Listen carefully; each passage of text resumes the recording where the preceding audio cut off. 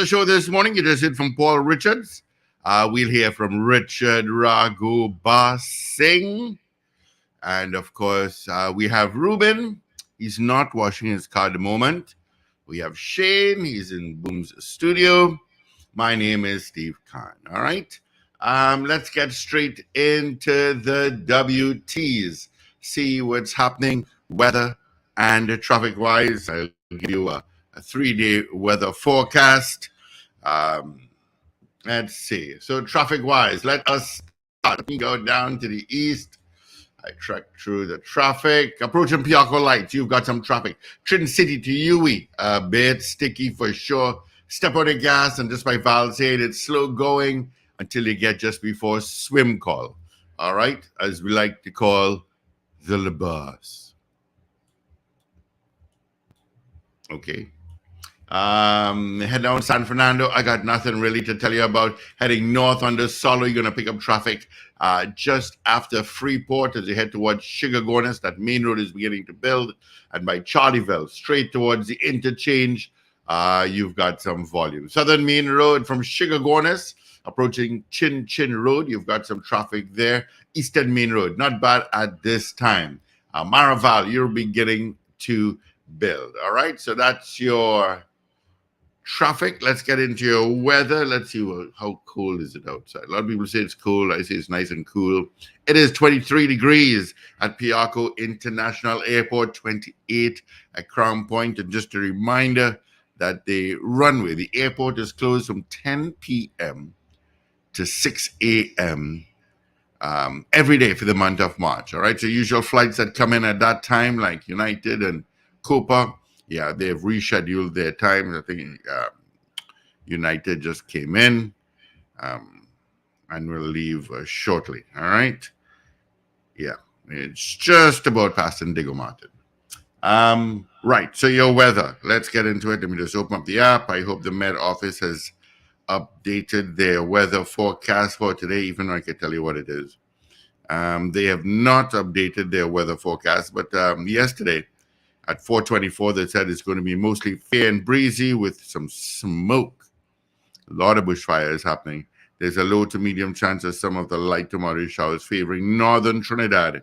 Oh, it's a good thing I didn't wash my car then. Maximum forecast temperature for today, 32, 31 at Crown Point. Tomorrow, hump day, Wednesday. It's going to be mostly fair, breezy periods interrupted at times by light to moderate showers in confined areas. And of course, on Thursday, partly cloudy with some isolated showers near hilly and western areas. Conditions would improve significantly by nightfall. All right, so that's your 3-day forecast. And we'll get a traffic update from Richard Ragoobarsingh, who's on the black carpet. Good morning, Richie Rich. Hi, good morning, guys. Good morning, Trinidad and Tobago, and good morning to our listeners, wherever you are, and of course our viewers who are watching us on our various streaming platforms. Can I get a traffic update? It seems like, well, I'm a little ahead of the traffic at this point. You know that, right? Yeah, I know. You're just ahead of it. Because, I always say traffic starts like just about 6, a little after 6. It starts to pile up. Well, it depends where you're coming from. If you're coming from San Fernando, you have to leave like 5. If you're coming from Rio Claro, Princess Town, Pinal, you gotta leave early if you have to head into Port of Spain. I wonder where all these cars go. But boy, I tell you, traffic. Yeah. I know for Armenians, a lot of times once you leave before 6, you're pretty safe. In terms, you might get some, but it'll be moving. But you see, if you leave after 6 and certainly after 6:15, you're in it. You're in it. You're in it. You're in it. You're in it. You're in for sure. Of course, our guest this morning after 7 o'clock will be Dr. Fuad Khan. We will chat with him this morning. And of course, a lot of stuff making news. The one closest to me is Kangaroo Jack out at the Emperor Valley Zoo. That's certainly making some waves. I don't know if you've been following that story, Rich. I've seen it, and it's pretty embarrassing for the Emperor Valley Zoo, quite frankly. Well, the Emperor Valley Zoo is pretty embarrassing. I mean, what a I don't know I when mean, because I've been there recently, so I can't comment on that. I know yeah, there was a point years ago, I believe under Patrick Manning. I'm subject to correction. I know there was a plan to relocate that zoo to somewhere in central Trinidad, yeah. I've been where saying that. Yeah. where they have more space. Of course, there are different areas where you have more space in Mhm. Trinidad and Tobago. But of course, the zoo would probably want to be based in Trinidad. Um, I have. and and there are certain spaces I think that would have been. It makes sense for a zoo and its expansion because the Emperor Valley Zoo doesn't seem like you could expand that much. But I No. know they seem to have been investing more money in the Emperor Valley Zoo and where it is. So obviously the state has made a decision that that's where it's going to stay. But the conditions, because I've watched, I was watching some blogger the other day and they actually visited the zoo. I think it was a Jamaican blogger and they actually visited the zoo. And to me, it looked a little kind of pathetic in the Well, sense of let me tell you what the, the infrastructure looked a little rundown to me from watching it on the video. Yeah. Well, You know, so but I my mean, I've been there years and years. my nieces like to go, and so we took them last year. We took them.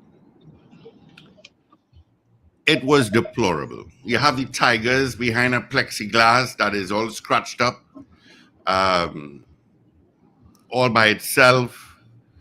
Um, there is bush in some areas within the enclosure.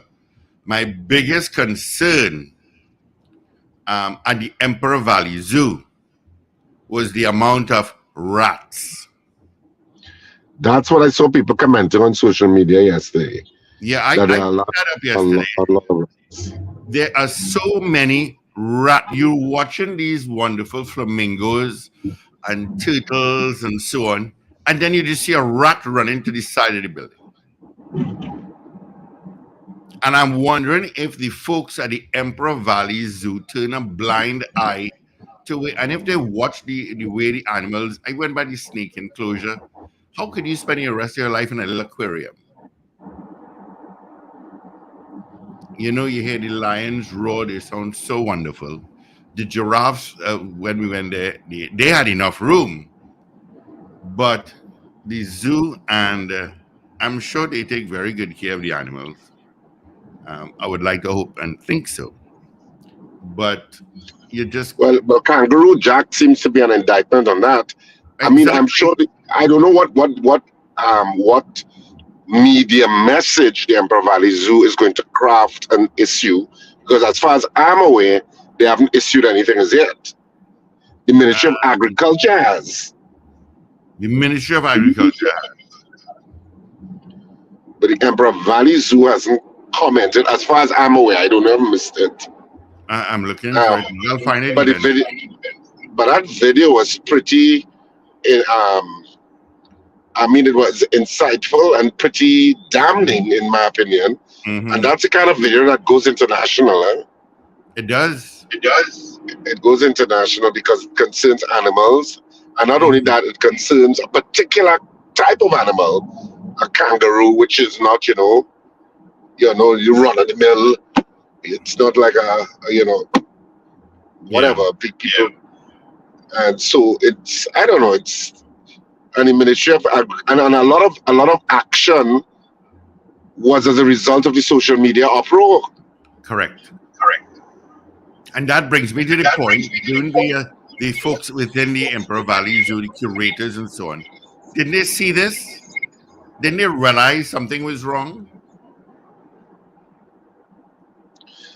Well, I suppose from whatever the statement the issue will explain their point of view on the issue. Hmm. But at this point, it looks pretty damning. I mean, you have to give them a chance to respond, to Yeah. defend, or say what transpired. But it's pretty damning at this point. I'll say Yeah. that I just on the found face of it. I just found a picture here of the Emperor Valley Zoo where rats are it, and I actually have a video. Yeah.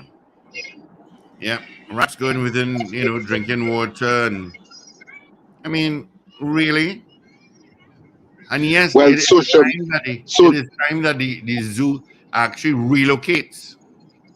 They have so the tigers, the lions have room, not behind a well, so, plexiglass and concrete jungle. It's well, quite a it's few social media people in the comment section who obviously have visited the zoo recently commented on that rat problem. yeah, And I was reading it and I was like, rats? Because rats can be dangerous to all animals. yeah, Because rat pee um, can cause leptospirosis. leptospirosis not only in humans but in animals. Yeah. So it was. I found that, well, how is that? My initial thing was, is that real? Is that true? Mm-hmm. So I don't know. I mean, How I'm you treat watching animals? How you treat animals is a reflection of the society too. So exactly. exactly. Gandhi said that. Gandhi said that. But it will go international, just like how the cruise ship passenger, a Canadian visitor towards um, that came to try and was robbed of the chain. That made international cruising news. But So I know people they like caught the to guy a think. little while after that the person got back their chain. I don't know. I would That was assume the they most would. that was the most important part of the story, and no media house mentioned it. That Yeah. they were captured a little while after because police officers were quick to the draw on it, but Mm-hmm. it never completed the story in terms of this chain being returned, which No, at never. least will give some level of efficiency Yeah. in terms of the what would have happened unfortunately to that passenger. Yeah. But that made all the few blogs, cruising blogs that I read, they all had it in it. Yeah, You know, and be which means they have to careful ramp and this up, and that, and which obvious, which obviously means they have to ramp up police presence anytime cruise ships are there because you don't want cruise ships to pull out. yeah, and I do believe there's a cruise ship coming into port this morning. Um, Let me confirm that. Yes. Yeah. So Emperor Valley Somebody, Zoo. but as a different issue, because of course that whole Kangaroo Jack issue. And watching it on news last night, apparently Kangaroo Jack was initially, in Shagaramas, they had like a petting zoo, Yeah, he and was but initially there. Yeah. I think it's now closed. And the girl who used to take one of the girls who used to take care of Kangaroo Jack, they interviewed her on one of the television stations last night, and she Mm-hmm. has since migrated. And at least that's my sense of this. So I think Kangaroo Jack went to another place before it went to the Emperor Valley Zoo, and she Mm-hmm. was very distraught. And we had a lot of pictures of her when, of course, Kangaroo Jack was in a healthier, looked much healthier and much more loved, at least in terms of she obviously had a lot of affection for Kangaroo Jack because a lot of pictures that I posted up in the story, you could see it. So, but I mean, ultimately, hopefully, it will be resolved and systems put in place to prevent things like that happening. And I mean, maybe they need to do an audit of the Emperor Valley Zoo, their systems, their workflows, what's going on there. Mm-hmm. Um, do you have the correct personnel? Because you can't have people in a space like that who don't love animals. Mm-hmm. That's how I look at it. If Mm-hmm. you're working in a zoo, you have to love animals, Clearly. and you have to um, love what you do. And if it is that you're just there and just throwing food for animals in any kind of way and not really taking care of them, then you're not supposed to be there. I don't know if they have that problem. Maybe they don't.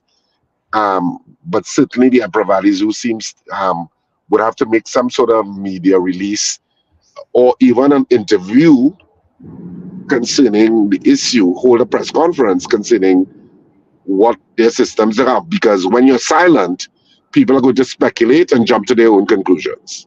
Yeah. Yeah, It's absolutely it's horrible. I'll try to absolutely find out horrible. if you get the folks in charge of the Emperor Valley Zoo.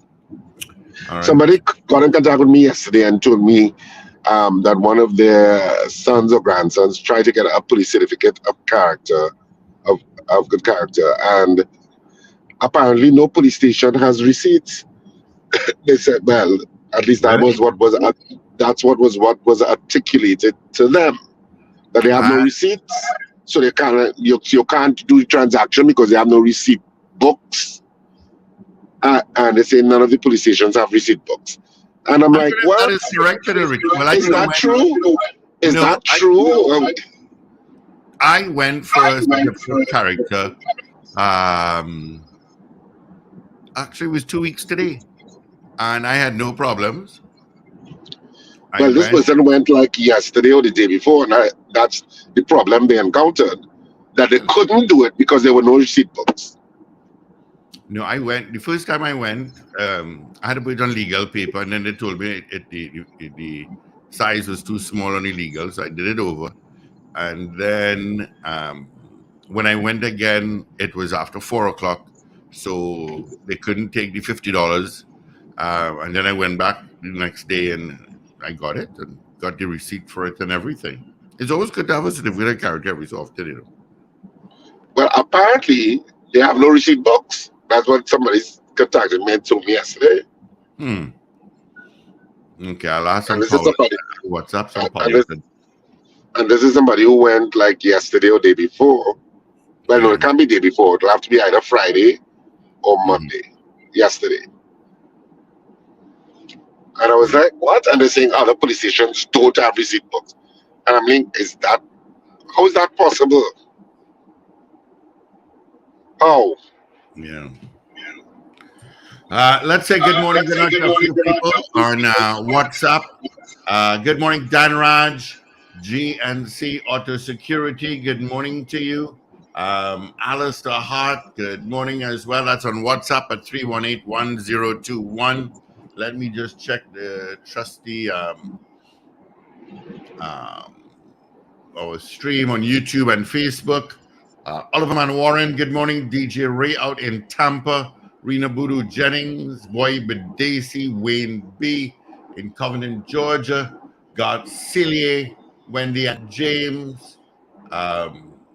Sasha, good morning. Out in London. Morning to you. How's London this morning? Marcia Rock out in Orlando. Huda Wells. Good morning from Queens. Gloria Gray, good morning. And happy Earth Rising to my daughter, Shanice Sedano O'Brady. All right, so Shanice Sedano O'Brady, happy birthday to you. Pearl Cordes, good morning. Beefy Smith out in Goodwood, Tobago. John Cato, good morning. Ray Ray out in West Palm Beach, Florida, good morning. Cohen Duke, morning. Shoin Kerr, Chef Joanne Joseph, out in Brooklyn, USA. Good morning to Chef Joanne Joseph. Dancing Queen. Good morning to Dancing Queen. Slick Money Grip. Nikisha Pierre. Out in Brazil Village. A lot of messages this morning. Trinidad Margot. Out in Port St. Lucie, a place that I know the back of my hands. Patrice Dufour, good morning. Listra Lodge, Carol Joseph, CJ New York, Rena Boodoo Jennings, A.A. Rich early today. He is.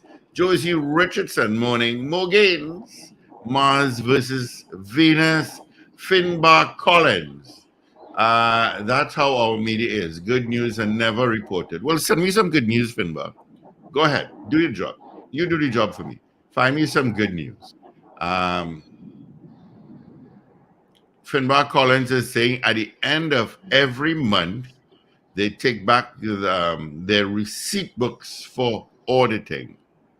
Oh, well, I did not know that. Rich, there you go. So there's a gap. That's why there's a gap at this point. Probably Then. a gap, yeah. There should not be a gap. Take back the book, leave one, start over. Fitzgerald, almost at Hines, but Fitzgerald Seeley, morning to you. Okay, Slick Money Grip. That the chain was given. The chain. Okay. Slick Money Grip is saying, Richie Rich, that it seems from the video the chain was given on the scene.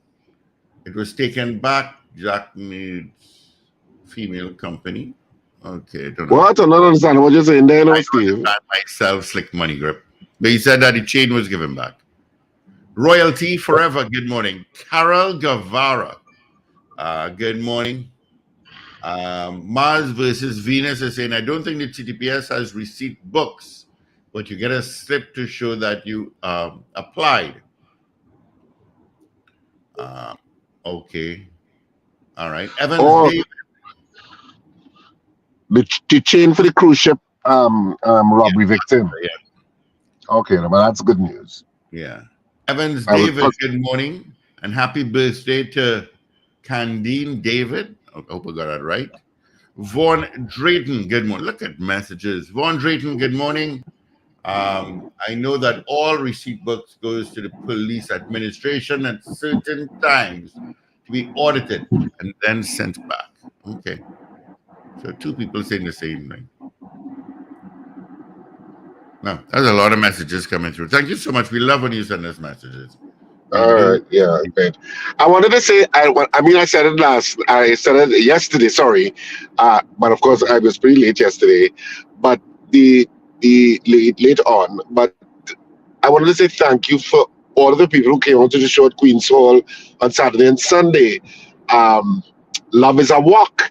I mean, those audiences were absolutely fantastic. We had, hundreds and hundreds of people came out over the weekend at Queen's Hall on Saturday and Sunday, and those audiences were riotous. Sometimes talking back, it's that kind of play that people get invested in what is going on, and they are talking back and to the actors and saying all sorts of things. Oh my God, it was almost unreal. It was so well received. This play, Love is a Walk. If you did not see it, you need to see it. I'm telling you, I have not heard such loud and raucous laughter. And I mean, we've done some funny plays this year. I mean, Background Bubble and Bad Behavior was very funny. But there's even more laughter than that. I mean, it was incredible. And of course, the reviews that you get from people who attended on social media have been fantastic. I mean, one woman said she laughed so much she didn't even realize that all her eye mascara was down her face and she was looking like a raccoon. And she said, whoever her date was, her husband, I think, didn't even tell her they went to dinner. It's only when she went in the bathroom she noticed. And she said she just laughed and she cried. But it is incredibly funny. And of course, you should not miss it. It's on this weekend at Sapa in San Fernando. And of course, tickets are available at the Sapa box office from tomorrow, 12 noon to 6 p.m. And tickets are available at the outlets in San Fernando already. I believe they're already selling because the word of mouth is absolutely fantastic. For Love is a Walk. So tickets available at K Squared in Maribel, in C3 Center and K Squared in Gulf City, as well as, and K Square has some really nice clothes too, just in case you're interested. And Creme Fresh in Brentwood Mall in Chagonas, for those of you in Central Trinidad. And of course, at Fens of Marabella by the roundabout also has tickets. You should not miss this play. I mean, all of the actors are amazing. And it is so funny. And a lot of the comments yesterday said from the start to the finish, it was so funny and entertaining. And they, of course, a lot of people love the twist at the end. Of course, I can't tell you what happens at the end. No, a lot of people said they did not expect the end and what happened. But yeah, it has been it was really one of those fantastic weekends for theatre at Queen's Hall. Weekend just gone there. Really a lot of fun. So I just wanted to put that out there. Of course, getting back to the news and this whole drama, I'm going to call it drama. I don't want to call it a bacchanal, but it's a borderline bacchanal with SSA. and the removal of the head of the SSA, who I believe who was the removal? Was it Roger Best? Who was the head? I'm not, and was sent on administrative leave. Yeah. And I mean, it's I mean quite serious when you think about it, because the SSA is one of those specialized intelligence agencies, and for you to have a problem with whatever the problem is, because we don't know what the problem is, the information hasn't been exactly clear, except that the Prime Minister at the opening of the Digger Martin library yesterday. So Digger Martin got a spanking brand new library, and which of course you know me, I am always jealous for Rima, because the libraries hold a special place in my heart, because I know when I was a young boy, I used to love to go to the Arima Library, which was situated at the town hall at that point, Arima Town Hall, and it was just a treasure trove of literature for me. And you know, a lot of times libraries in countries are really wonderfully designed buildings, because they represent an important building within the cultural landscape of whatever city or town. And the Arima Library, in terms of the building it's situated in, is horrible. It's like an upstairs and downstairs building that has no character whatsoever. They spent $45 million apparently to build the Digger Martin library, which is the newest borough to the country. Arima, which is the oldest borough, has a library that doesn't even look like a damn library. It gets me upset. Maybe I'm overzealous and overpassionate about Arima, but those kinds of things get me upset. Well, maybe they'll get and of course, I'm like, what? Is it because the Prime Minister is representing Digger Martin and the Minister of Finance, they're getting a $45 million library? And who do we have advocating for Arima? Which is supposed to be the smart city, but like the smart city on pause. It's on pause. I'm pressing my finger. It's on pause because like nothing seems to be happening with that. And I've seen a $45 million library in Digger Martin. I am sorry. I'm a Remian at court, so I just get upset about those things. And more so because, as I said, a library was a big part of my childhood. It was a huge part. But it is what it is. But anyway, at that press conference, because nobody seems to be advocating for Arima, not the Arima Borough Council or the representatives, because they have several representatives. But I'm not going down that road this morning, because I want my blood pressure to be nice and stable. Well, it is stable now. But at that press conference, the Prime Minister talked about the SSA thing, and of course there was I can't say it was a press conference per se, but reporters were asking questions, of course, concerning it. I'm going to say anything. At the opening, and he's saying that a lot of the information came from the TTPS itself. It did. In terms of the National Security Council, which is why they did what they did, which doesn't really clear it up. It just makes it more intriguing. Yeah. Now remember that Dr. Rowley was in Washington recently, so all that probably was unfolding at the time. Well, he's the head of the National Security Council. Yeah. So I don't know. I found it. It's an interesting story, and it's obviously a story that you're waiting for further developments, so that you have a better sense of what is going on. Are they going to tell us? No, I don't think so. I think they're going to keep that security. But I don't know. I think there are a lot of. I assume some of the investigative reporting on the media side is probably trying to delve and look at their sources and getting more and more information about what's going on and what happened.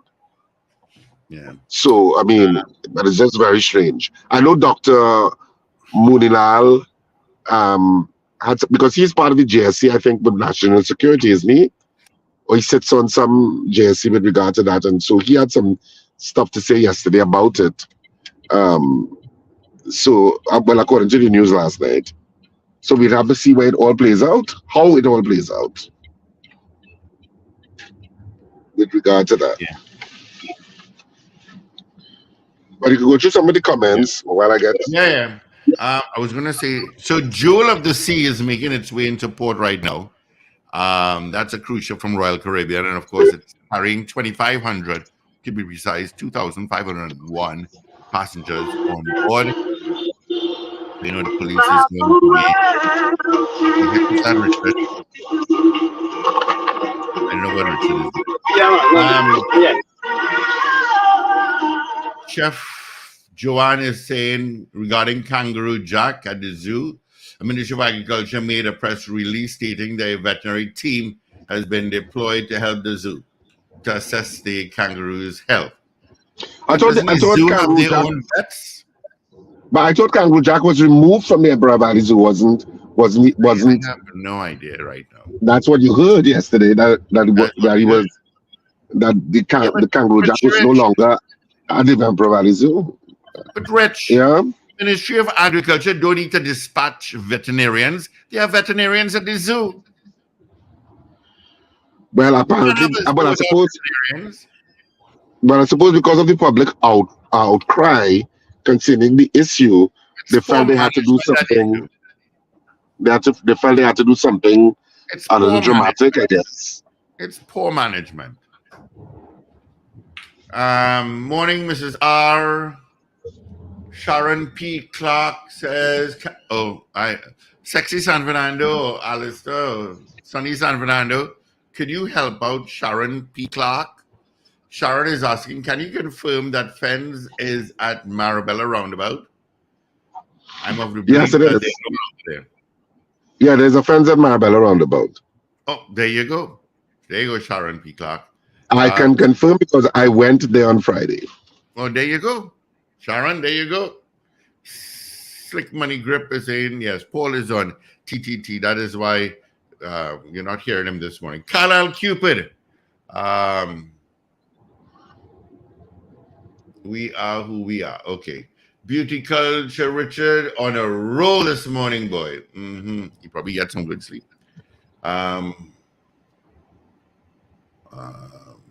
Chef Joanne is saying, that's what I'm saying. Poor management. Yes.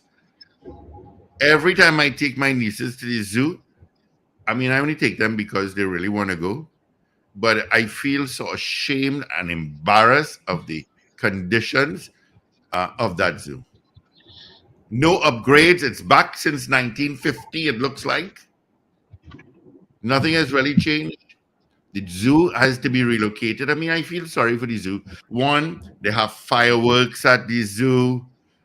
Two, you have all sorts of parties at the Queen's Park Savannah, carnival, trucks passing in front of the zoo, music trucks. I don't know. I really don't know. Adrian Kuto says, good morning from the boomerang team. What boomerang team? Okay. Adrian Kuto, that's what boomerang team you're talking about. Mrs. Ara is saying, oh no, Steve. What is oh no, Steve? Oh no, I can do a line every you know. You know what I'm saying? Michael, I don't know if it's Michael is saying, oh, I guess it should be right. I think it's Paul's laptop that is very, very loud. Alistair Hart is saying, Fens has multiple branches in Marabella at the roundabout and at Union Road. Okay. All right. Mrs. Dara, it has been upgraded. Really? I don't see it. I don't know, Mrs. Dara. You go ahead and know. That's why when I go to the zoo, I don't touch anything, you know, because of the rats. I don't know what walked on what railing, and I'm not touching a thing. My nieces don't touch a thing either. Right. Okay. I know. Are you being driven today, Richie Rich? Are you inquiring whether I can do papers? Yeah.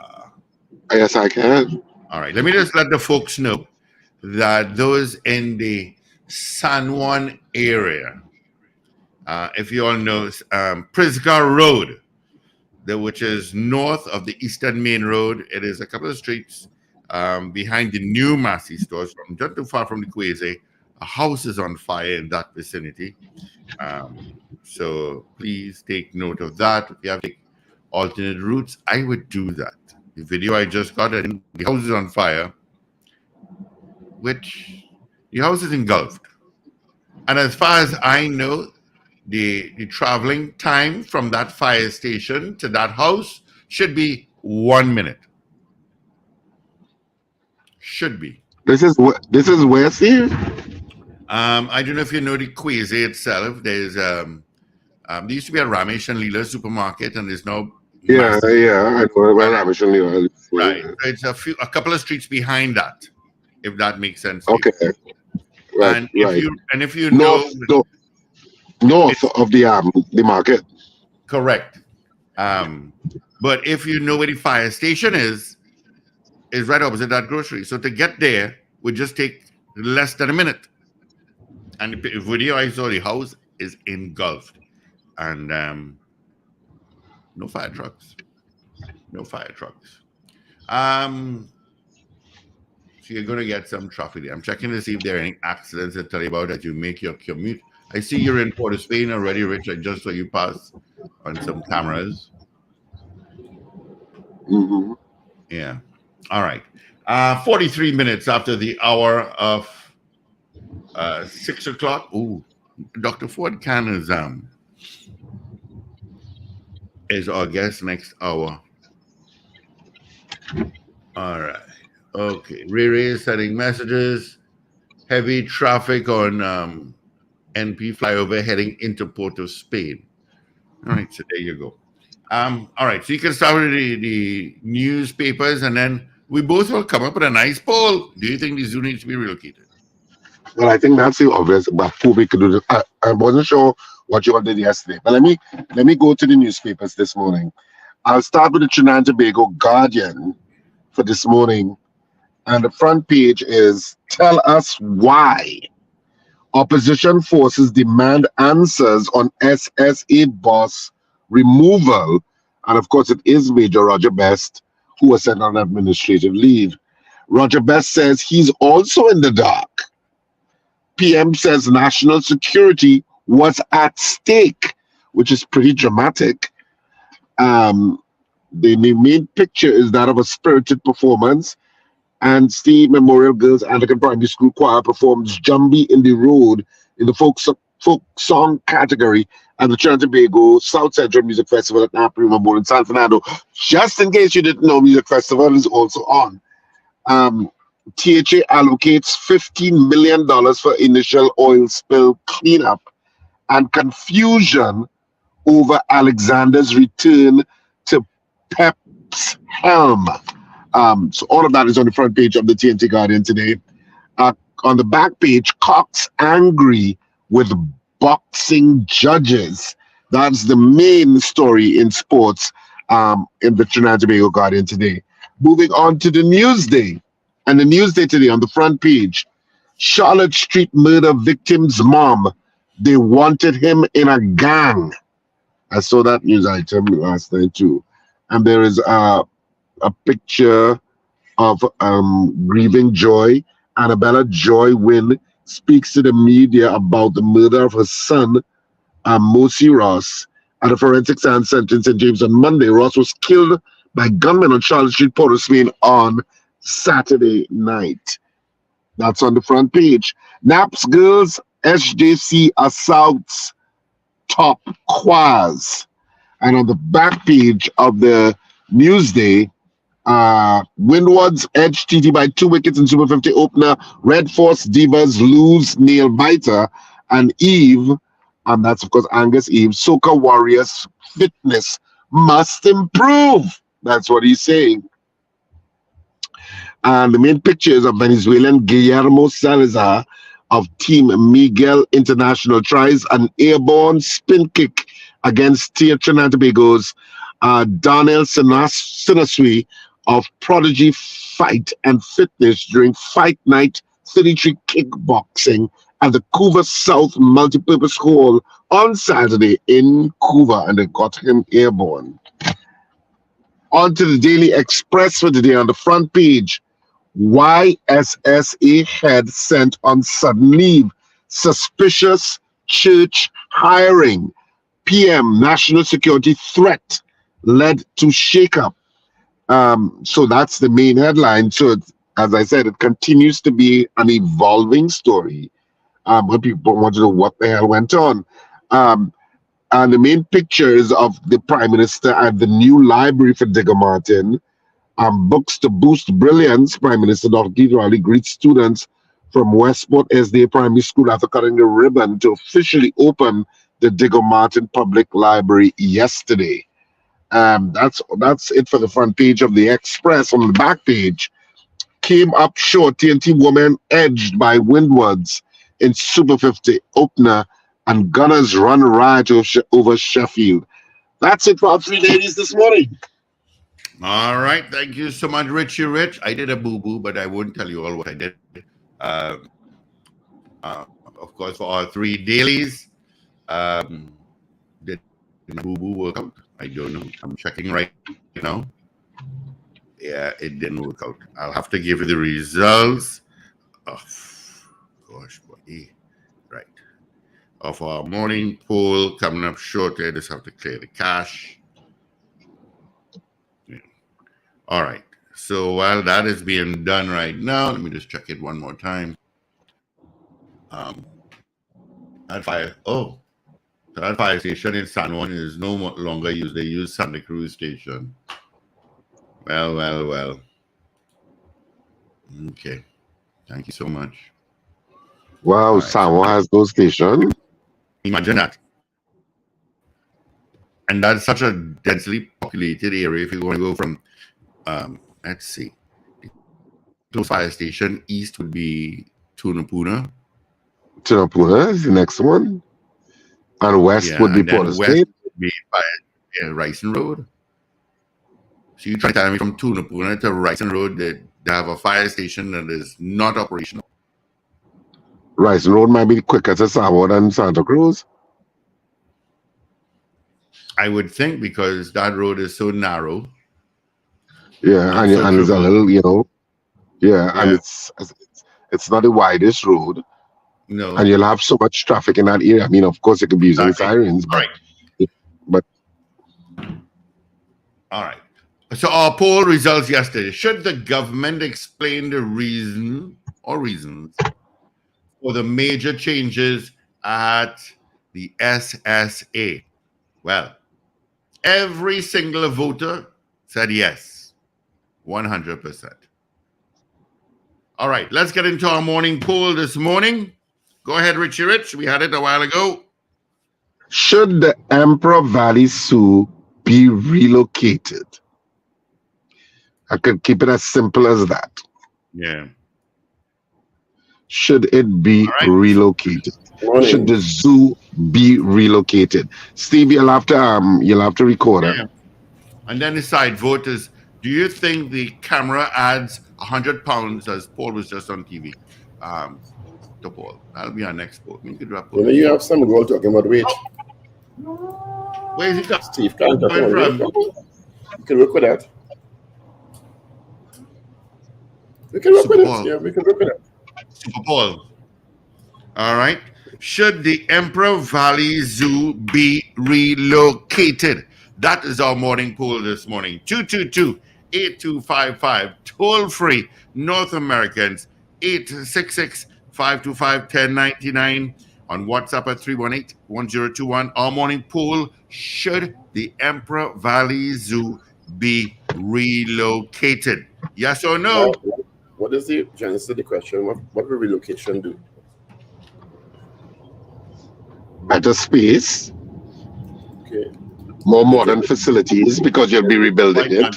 Yeah. Okay. You'll be rebuilding it in a 2024. You'll be rebuilding it in a 2024 sense of how animals will be kept. That means they'll feed the animals in the movement? Well, we don't know that they're not feeding the animals. They'll be waiting for a press release or press conference from the Emperor Valley Zoo. All right. Somebody was eating the kangaroo food. Queen B. You take a sarcasm tablet soon as you get up in the morning. You take a couple of those. The same prescription you have. All right, let's get the results of our poll, gentlemen. Focus. Wayne B says yes. Boy Badesi says no. Cheryl Henry. Okay. Slick Money Grip, 100% yes. Mrs. R. What? Adrian Kutu says no. All right. Let's see. Good morning to JJ. Yes. Trevor Narima. Yes. Alistair Hart. Yes. Lorna. Morning, Lorna. Indy. Kali. Yes, absolutely. Beefy Smith. Yes, long time ago. Julia S. Batiste. No. Michael Robinson. Morning, Michael. No. Shuin Ku. Yes. All right. You can move it to Toko if they're feeding the animals, they're feeding the animals. No, Paula Zoo is just, it's a whole Well, management. we have to look at. We have to wait for the. We are waiting for the Emperor Valley Zoo to hold a press conference, Paul. Just to say what? They're not feeding the animals? No, maybe there'll be an explanation. only They'll have an feeding, you know. explanation. Well, It's not only feeding the animals. The entire zoo is just outlived its space. You cannot have a tiger that behind a plexiglass and surrounded only by concrete. You cannot have a zoo where rats are running rampage throughout the zoo. I'm moving it to the fixed. You cannot have a zoo where the Ministry of Agriculture has dispatched a veterinarian team. The zoo's supposed to have a veterinarian. I'm moving it to fix all that. If they move, they could restructure the entire zoo. Oh, so moving it will restructure it, okay. Yes, Paul. You build a better and more updated facility. So you have a new building and new space and the same bad management will fix? No, that management needs to go. So what is the real issue here? The space or the management? Both. Okay. Both. You have fireworks at 1 kilometer. Well, I would want to give the Emperor Valley Zoo's management the opportunity to respond. Now let's wait and see. I find it taking very long. Sexy San Fernando says absolutely yes. The management is more interested in porn sometimes. Where you going? What you just said? How do you forget? That is in the past. You all have short memories. All right, let's grab this call. Good morning. Oh, okay. He's not there. Porn habits more important than feeding the animals. Donna Clark says no. Just saying. Good morning, caller. Good morning. Good morning, gentlemen. Sandy Grandy. Yes. Where are all those so-called pet lovers? Where are those so-called pet lovers? Well, it's the so-called pet lovers that made this, that blew it up on social media. So-called, yes. Including myself. When I saw it, I was appalled. Have a good day. You too, Sandy Grandy. All the best to you. Good morning. Hey, good morning. Hello? Yeah, morning. Morning. No. All right. Thank you. All right. But one other point I'd like to make. You can't blame the board. Because if the board not getting the money or the support by the government to move the zoo, and we didn't say anything about the board, you know. No, well, Paul asked a question about the board just now, if you should remove the board. If the board don't I asked no such thing, sir. I asked no such thing. But to me, I just heard you ask about what I about don't know what you hear. I asked if it's a management issue or a space issue. I never said management. Well, the management. Sorry, I take that to be in the board. All right. So Thanks, pal. I would parallel the management to Thank the you. board of whoever is responsible for that. All right. Thank you. Good morning. Good morning, caller. Morning, gentlemen. Morning, big guy. I say yes because relocating can give them the opportunity to improve on the structure and go be a bit more modern. So I will go with yes. Yeah, that's what I'm saying. Thank All you. right. Thanks, big guy. Anyhow, Miguel says yes. It is wet night. Oh, okay. Oh, yes, Michael Robinson is in Yokohama. Cheryl Henry. I don't understand Cheryl Henry. Long Islander says yes. All right. Our morning poll: should the Emperor Valley Zoo be relocated? Yes or no? 222-8255, toll free North Americans, 866-525-1099. That's our numbers directly into the studio. Of course, we have our WhatsApp number, and it is 318-1021. Okay. You know what, now they have a penny back there? It should be upgraded. It definitely needs to be upgraded. And have better management. I know moving it to South or Central or something, and it make a difference if you have bad management. Yeah. No, but I think you have to deal with it. I think Central has enough room. They could really expand. The animals could, they don't have fireworks to deal with, the everyday music, trucks.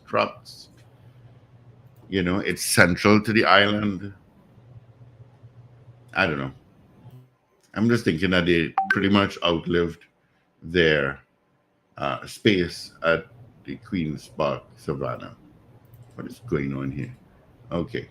Morning, guys. Anne-Marie. Morning, Anne-Marie says no. Cheryl Johnson says no. Cheryl Henry. You taking note, Steve? You taking note? Yeah. Right. I don't see you writing. Yep, right here. All right, yes. So, where's Richard? So, our morning poll: should the Emperor Valley Zoo be relocated? Yes or no? 222-8255, toll free North Americans, 866-525-1099. All right, that's our number directly into our studio. And we've seen a bunch of WhatsApp messages from yesterday. I don't know where they popped up from. Okay. As we head up towards our 7 o'clock major news, which is a couple seconds away. Keegan Barrath. Yes, thank you, Keegan.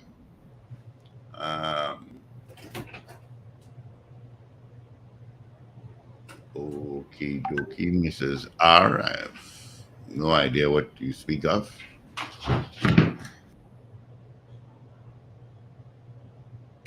All right. So our morning poll will stay up until tomorrow morning.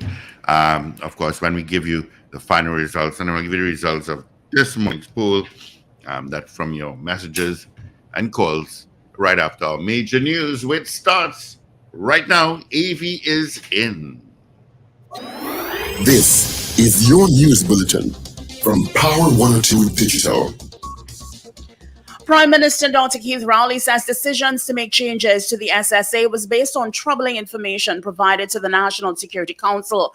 Meanwhile, the opposition says it plans to interrogate the Prime Minister about the government's decision to review operations at the SSA. Several political parties respond to endorse the United National Congress. The Agriculture Minister orders an immediate investigation into the condition of a kangaroo at the Emperor Valley Zoo. Guyana Teachers Union president urges other stakeholders impacted by the teachers' strike to speak out, and the U.S. Supreme Court rules Donald Trump can remain on presidential ballot. Details in a moment.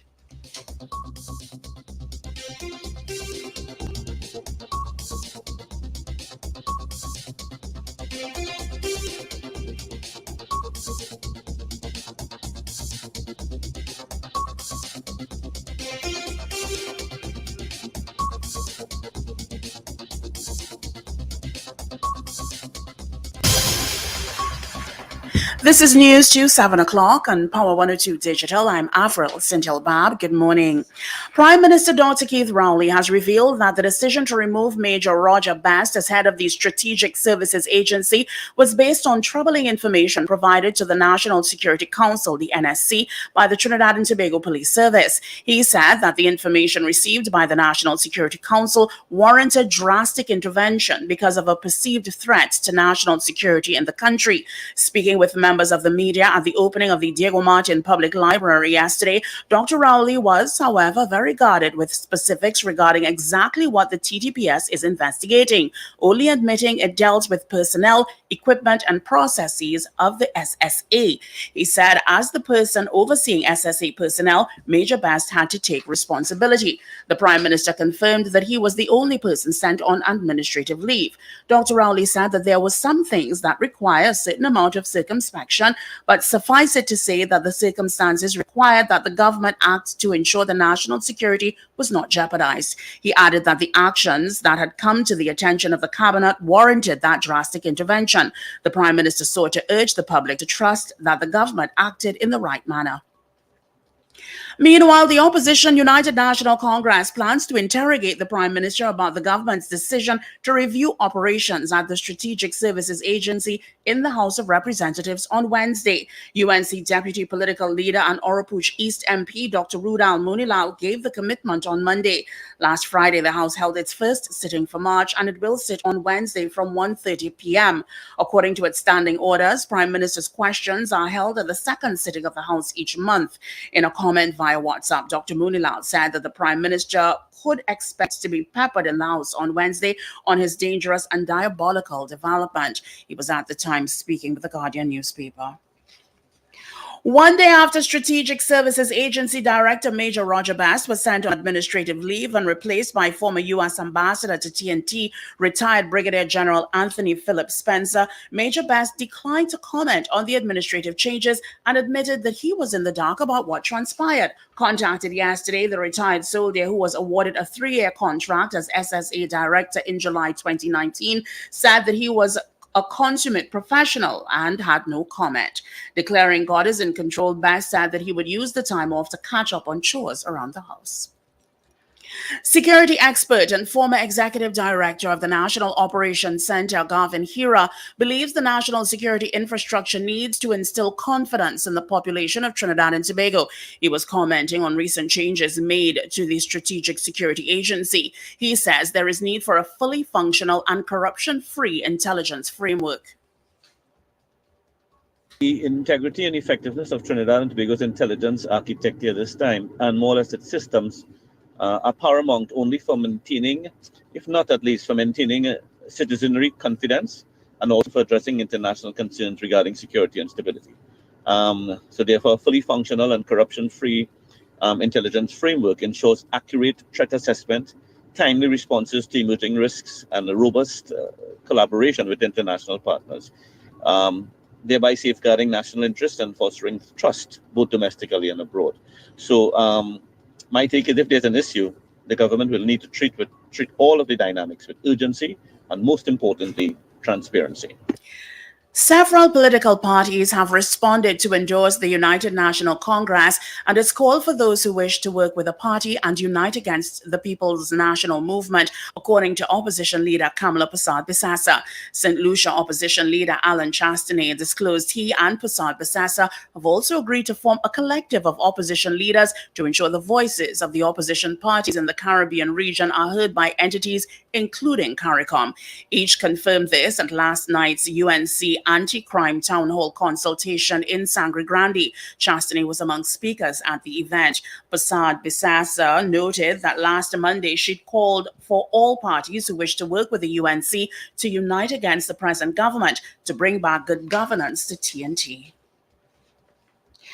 The Minister of Agriculture, Land and Fisheries, Kazim Hussain, has ordered an immediate investigation into the condition of a kangaroo at the Emperor Valley Zoo. It comes after a viral post on social media showing a red-tailed kangaroo at the zoo moving lethargically and appearing malnourished. Hussain said in a statement to the media that he is deeply concerned about the recent reports regarding the welfare of a male red kangaroo housed at Emperor Valley Zoo. He said any animal placed under the ward of the state deserves the best care possible, and any concerns raised must be taken care of quickly.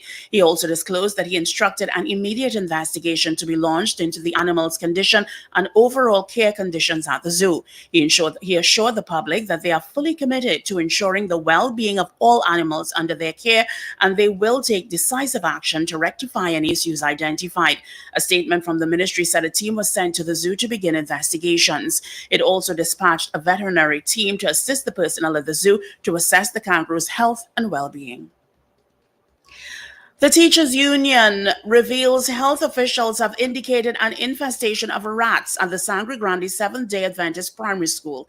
The relevant authorities have ordered the institution be closed because of the situation. Tutor President Martin Lumpkin, in an interview with the media, said the situation has been closed due to the development, or the institution rather. Sanitation will be carried out at the school. Tutor was informed that the County Medical Officer of Health for the Sangre Grande area visited the Sangre Grande SDA Primary School and would have ordered that the school be closed due to the presence of rats. They witnessed that there were rats on the compound, and they had ordered that the school be closed. You are listening to news on Power 102 Digital to 7 o'clock. We're moving to Guyana. Teachers strike enters its fifth week today. President of the Guyana Teachers Union, Mark Light, is urging parents and community members to join in having their voices heard by the government to bring it to an end. With an important deadline approaching, such as the completion of school-based assessments, which are due for submission on March 14th, and exams for students, the union had called on parents to join teachers in demanding action from the government. He also urged community members to speak out against the impact of the ongoing dispute on students and school operations. Further afield, the U.S. Supreme Court has struck down efforts by individual states to bar Donald Trump from running as a presidential candidate for November's election. Justices unanimously overruled Colorado's decision to disqualify Trump from the Republican primary ballot. Judges in the state had cited an anti-insurrection clause in the U.S. Constitution to ban Trump. Similar attempts have been made in Illinois and Maine. Well, meanwhile, Donald Trump has railed often against what Republicans call the weaponization of the justice system. Trump adds that yesterday's ruling was a great day for liberty, and again emphasized that presidents have to be given total immunity. The Republican frontrunner reiterated his belief that he is being prosecuted by President Joe Biden, his likely Democratic opponent.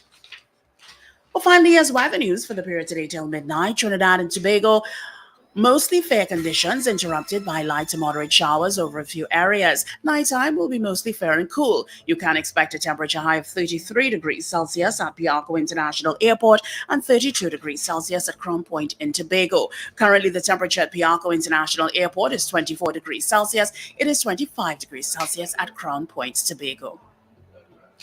Recapping your headlines at 7 o'clock, Prime Minister says decision to make changes to the SSA was based on troubling information provided to the National Security Council.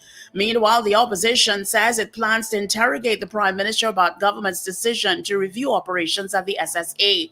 Several political parties respond to endorse the UNC. Agriculture Minister orders an immediate investigation into the condition of a kangaroo at the Emperor Valley Zoo. Guyana Teachers Union President urges other stakeholders impacted by teacher strike to speak out, and the U.S. Supreme Court rules Donald Trump can remain on presidential ballot. I'm Avril Sindilbab. That was news to 7 o'clock on Power 102 Digital. Look out for more news in detail at 12 noon today and an update coming up at 8 o'clock this morning. For more details, log on to power102fm.com.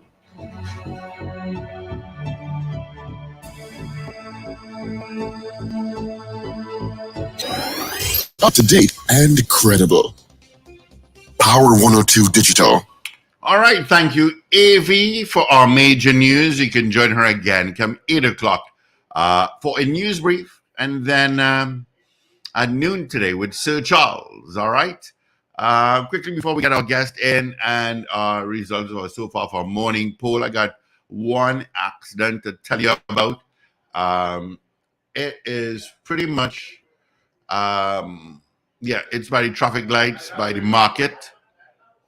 And that is eastbound, all right? Not westbound, but eastbound. Traffic-wise, where you think you're going to get traffic, you will get traffic. Eastern Main Road, though, is lighter than usual if you decide to take that. Maraval, Dago, Leon Road, Solo. Taking a look at that, Chase Village, and then Charlieville towards the interchange.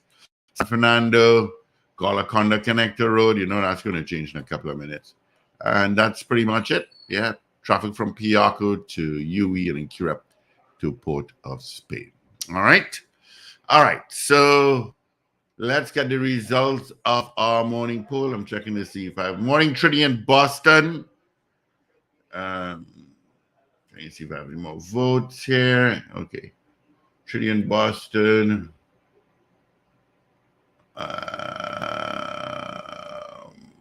Right.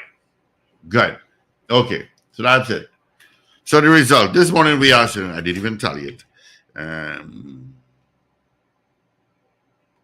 Right. So this morning we asked you, should the zoo be relocated? That was our poll this morning. Let's see what we got here. So we got that, and then we got that, and then we have, yeah. So I have 15 folks saying yes, and then I have 8 folks saying no. All right. So 15 people said yes, should be relocated, and 8 said no. All right. I think we should start by taking better care of the animals. Well, that's a given. It's okay. That is the start right there. And it's not the first time we've heard of incense used by that zoo. As you said, Steve, I have been to that zoo and seen rats running across the road, and cockroaches, and you name it. I've seen, you're right, the spaces, the tiger, the lion, whatever it is very limited. I just think that the management of the zoo has always been lapsed, and the abject surprise of the Minister of Agriculture at this point, oh my God, I'm appalled. I'm so concerned. Yeah, really? And just the general maintenance of the grounds at the zoo is deplorable. But as I told you, I saw it on a blogger's YouTube video, and they were visiting the zoo for the first, obviously, because they're visiting Trinidad. I was not impressed. I was like, you know, there are a lot of things that you're impressed about how Trinidad. Oh my God, the minister is so appalled with what he saw. He's ordered a full investigation, and he sent a team of veterinarians. You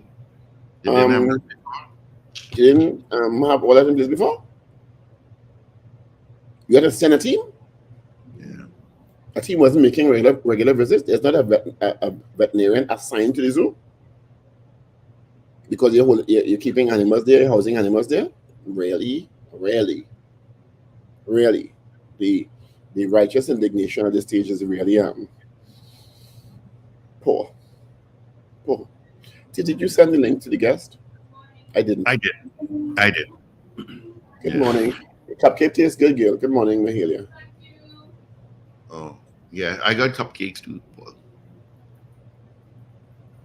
But I'll eat it maybe tomorrow. One day there'll be a comment about food and Steve will let it pass. Well, because of my little food poisoning bout this weekend, taking it easy on my stomach. So, all right. So let me WhatsApp and tell them we are waiting patiently. You know, I'm just wanted to refer to the Express front page. Why SSA had sent you mean on all the front pages? Well, particularly Express. Because the Express says why SSA had sent on sudden leave suspicious church hirings. What the hell does that mean? I told everybody church since yesterday. I ain't taking money. Didn't I, Steve? Say again? I wasn't talking about the church yesterday.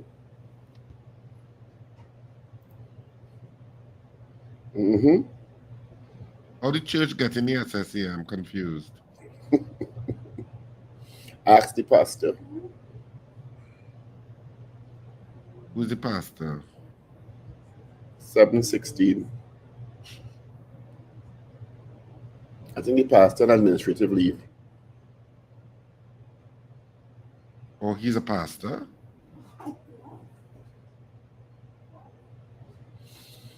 Mm-hmm. All right. So while we wait for our guests, I sent him a message. Strange country. That's what I will say. It's a very, very strange country. Okay. Ask the pastor. That's Richard. Well, invoking God is not new. It's not new at our national security levels. I don't think the church hirings is the biggest issue at all. If that is the case, I think it's a much more serious issue. From what I've had, you've heard something. Oh, I've heard things since Saturday. So you care to share? No. 717. You only shared time. You only shared time. Ah! Yeah. You only shared time. Huh? Let me tell you something. This is a very strange country, is what I will say. All right. Yeah, Dr. Cancer, give him 5 minutes.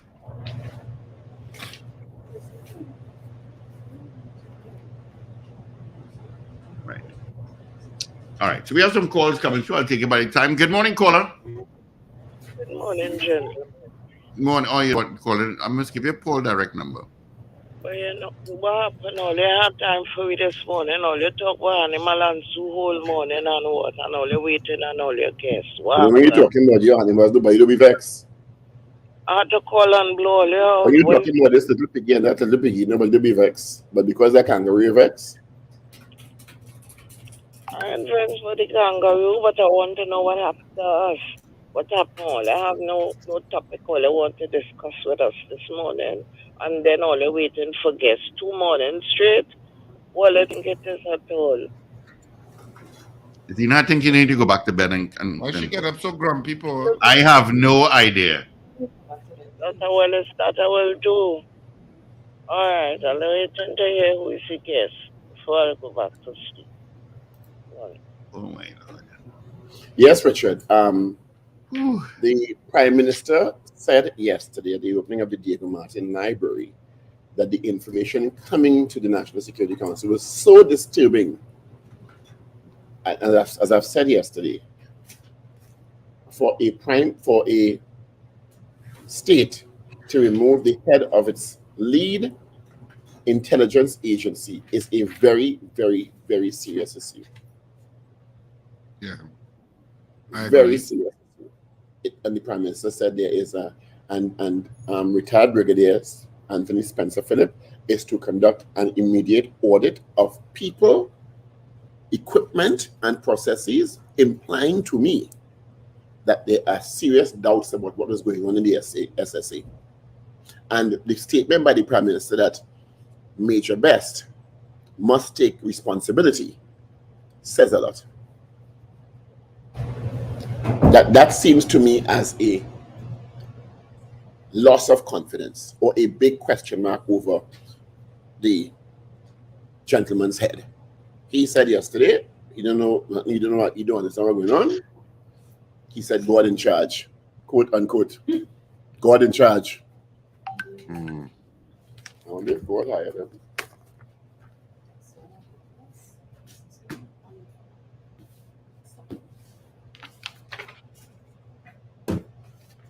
Okay.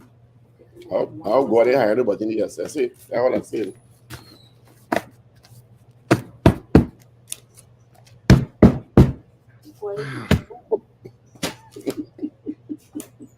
Directly or indirectly. You understand? Morning, Dr. Khan. Morning. How are you guys doing? Fine, thank you, and yourself. Very good. So is everything out on close? Hey. How are you, Dr. Khan? Good, good. I'm not bad. How this camera? Everything. Yeah, they keep saying good these days. Well, thank you so much for joining us, Dr. Khan. I don't know what happened to Paul. He came on, he came off. I don't know what's going on. But good morning. Thank you so much for joining us this morning. Hope all Thanks is for the invite. good. I feel like you're heading to work. Yeah. I get caught on the road. I know you're in work early o'clock. I find strange you're caught on the road. I know. You're not on the road at this hour in the morning at all. I know. Normally I'll be in the office. Yeah. Busy man. It's Tuesday, so you're a busy guy today. All right, so let's get into it. Dr. Khan, thanks for joining us this morning on the Power Breakfast Show. Of course, we wanted to talk a little bit about what's happening in the politics, and more so with regard to the UNC. And of course, the opposition leader has made a clarion call to other opposition parties to form an alliance with her, in terms of with the objective of removing the People's National Movement. I mean, in my opinion, I'm always cautious with those kind of clarion calls because it almost sometimes comes across a little desperate.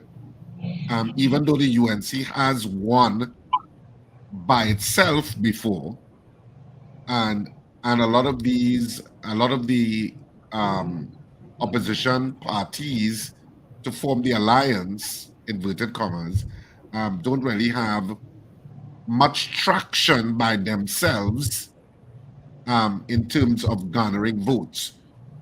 So what's your take on that whole issue of alliance with the UNC in terms with the primary objective, of course, of removing the PNM? Well, my take on this is that Ragoobarsingh and myself had called in 2018 for the leadership of the United National Congress to work with other parties for the 2020 election, and the leadership decided not to and wanted to go it alone. Good sense has prevailed, apparently. However, you're seeing some upheavals. First, you had Gary Griffith and Jack Warner for the local. Now you have Gary Griffith, NTA, dropping out, and you have Philip Alexander, PEP, jumping in. I don't think that was the way that it was done in 2010. 2010 was an amalgamation of forces, all who had strength behind them. And as it is now, it's just a matter of we're doing this thing to show visualization that that we're trying to come together to beat the PNM. Now, you have to come together for issues and decide where the country is going. If you put on the front burner, I want to beat the PNM, then really and truly you have to decide what are your goals and what are your actions before you do that. And I don't think that's articulated to any great extent. It's just a matter of, come together, let me beat the PNM. You hate the PNM, I hate the PNM, all of we hate the PNM, so we get together. And how do you feel about the fact that these very opposition parties, let me call them opposition parties, or parties that are vying for a space in the governance circle, have been? Do you think about it? Pasabi Sessa before. Say it again. They've been particularly condemnatory of Mrs. Pasabi Sessa and the UNC in the not too distant past. This seems to be the order of the day, because everybody who condemns then becomes embraced, and the population's looking on, which is not the diehard party members. I'm talking about the people who make a difference, which is the unaligned votes and who move back and forth depending on where they want the country to go. They will look on and say, well, how could you be cursing today and jumping in tomorrow? Yeah, we're hogging up today and we are attacking each other tomorrow. It gives a sense of instability when somebody's looking on. People have to earn their keep, basically, and you have to show that where you want to go. You can't be getting on and cursing one day and attacking one day, and right after, within 24 hours, you're hogging up. It shows a sense of what is going to happen if you're in government. Are we going to curse each other for a small reason, and the government will collapse? So you have to show some form of stability. Is the call by Mrs. Pasabi Sessa echoing a philosophy of coalition approach to governance, or as Richard said, is it that it is an acknowledgement that we can't win alone, so let's see who we could get together to win with? And that is exactly what seems to be coming across. In other words, what's coming across, as opposition members, we don't have the goods to beat the PNM. However, if we amalgamate the forces, we have a chance to beat the PNM. And that is what's coming across. It's not coming across as we are going to govern the country better. The whole idea is to beat the PNM first. What happens after you beat the PNM? Are you going to fight after that? Well, if we look at the historical facts with regard to People's Partnership, I mean, the opposition parties basically became subsumed by the UNC DNA, so to speak.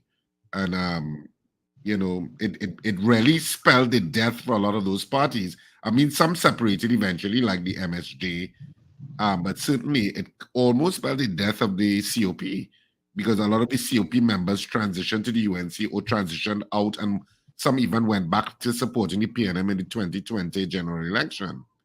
So it didn't gel or keep as a unit. And what would you think accounted for that? Because because the People's Partnership got a substantial mandate, but yet wasn't able to keep that coalition together. It was the same thing that happened with the NAR in 1986, that happened to the PP in 2010. You see, when one party has the majority of the strength, it tends to want to overshadow and basically push out the other parties. What the PP, and I was begging the PP to do, was to amalgamate into one party and have elections that way, not having separate fractions. Because whenever you get separate fractions in a cake, you are going to get pieces going left, right, and center. It's not going to be a whole. But everybody was afraid for their own leadership role. And then all of a sudden you found that this one attacked this one didn't do this one, you were a cop, we weren't a PP, we were separated. And that is the problem. It's going to happen again. So do you think then that the UNC with its current leadership and with the amalgamation of, let's say, whatever parties that join it, PP, whoever, do you think they can possibly win the 2025 election? Or you think the electorate is too disillusioned from the previous experiments that they're not going to necessarily grant them that option? What's your sense of it? The sense of it outside, and people may not like what I'm going to say, is that for some strange reason, we may get together as a coalition, but a lot of people do not want Ms. Prasad-Bisesa there again. So they're looking for a new leader, and she's staying on. And what is happening, it only helps the PNM for that dynamics to take place. There's a clarion call throughout the place. Yes, we don't want the PNM, but we don't want Ms. Kamala Prasad-Bisesa either. So at the end of the day, people are hoping a third party comes and take over. However, it's going closer and closer to the election, so we're going to have to stay with the same dynamics. And you may find the PNM quite well winning again, maybe by a larger margin, even if they're not very popular, because of what is happening in the other side. Dr. Khan, the last two elections weren't won by large margins. It's 1 seat and 2 seats. However, the PNM did win in 2015 and 2020. That is incontrovertible. I asked this question of Rushton Parry yesterday, MP Rushton Parry. What did the UNC not get as the message in 2015 and 2020 in terms of changes it needs to make to get first past the post? What is the gap they don't seem to have gotten? In 2015, the campaign was horrible for the People's Partnership. It wasn't the UNC, it was the People's Partnership. It was a horrible campaign. And it was a campaign that promoted Ms. Prasad-Bisesa as a star versus Rowley. It did not show anything about what was done in the 5 years before. I could attest to that. In 2020, Ms. Prasad Visesa decided to try a new experiment and kick out the strong guards, the old guards, and bring in the young people, which people did not see as going, which the population and the electorate did not see as capable of running a government. So the PNM went forward again. Had Ms. Prasad Visesa had a mix of the old guard together with the young guard, we might have definitely won in 2020. As a result of what she did in 2020, we lost. Let's hope that I don't know what she's going to do in 2025 because obviously she's going to be there. And doing picking up people just because of picking up sake and say that we have coalitions really and truly may not augur well. It may be better if she indicates to these smaller parties, come and join the UNC and we'll give you a position and we'll move forward. But that is not going to happen. So we in a rock and a hard place in this country right now. Your audio setting changed a bit on us there. I don't know what happened. I don't know.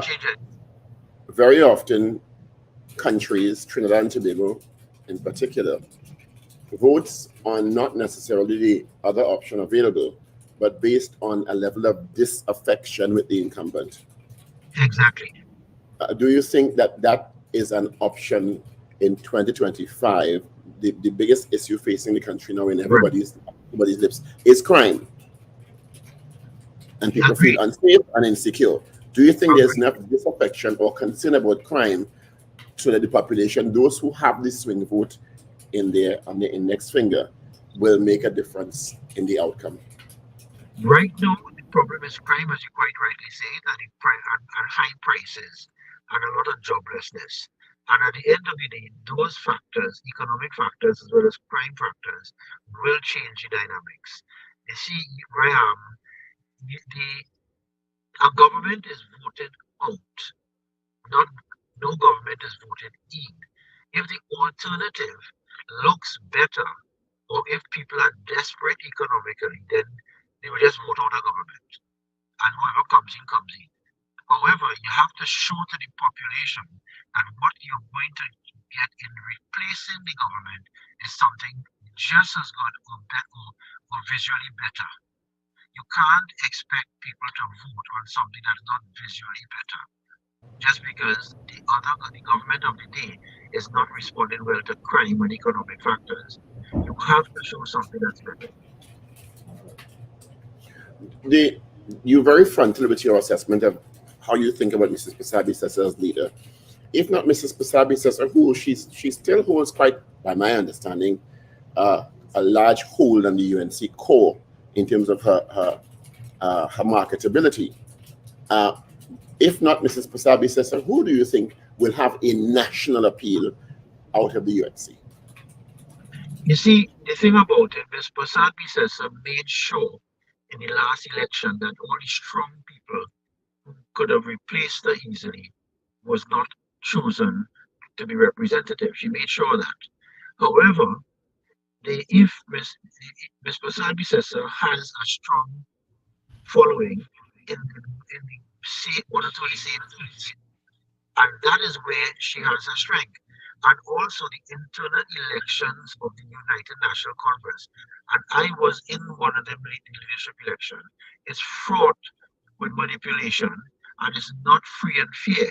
So you cannot expect to get a leader if they go against Ms. Prasad Visesa, because the whole factors in the United National Congress internal election is dead set against anybody else. Even God goes there, God is going to lose, because at the end of the day, it's so manipulated and it's so fraught with total manipulation that nobody else can win.